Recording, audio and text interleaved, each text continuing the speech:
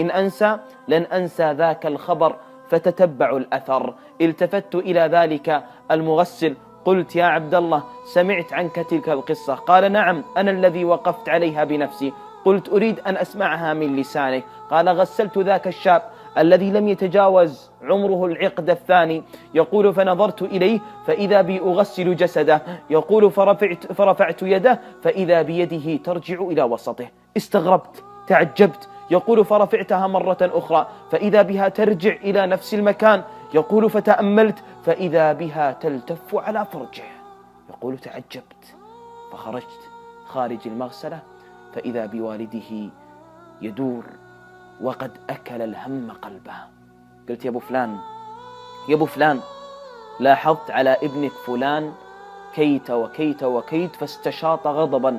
يقول فهدأت من روعه. يقول فالتفت إلي قال يا ولدي بعطيك خبره. يقول فقلت وما خبره؟ قال إلا أنك لا تخبر أحدا. فقال عبد الله إلا للعبرة والموعظة فسكت. يقول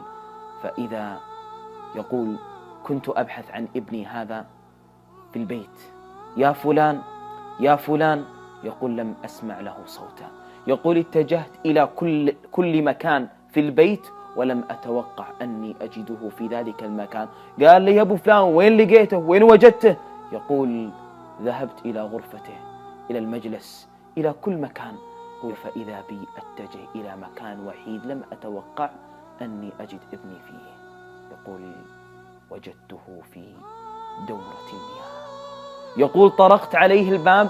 يقول لم أسمع له صوتا فتأكدت بداخلة نفسي أنه داخل دورة المياه. يقول فطرقت الباب ساعة ساعتان لم أسمع صوت. اتصلت على الدفاع المدني أتوا. يقول فكسروا الباب فنظرت فإذا بالمفاجأة وإذا بالفاجعة ابني ساقط بجانب المرحاض وقد التفت يده على فرجه وبجانبه الهاتف والمقطع الخليع مات عليه.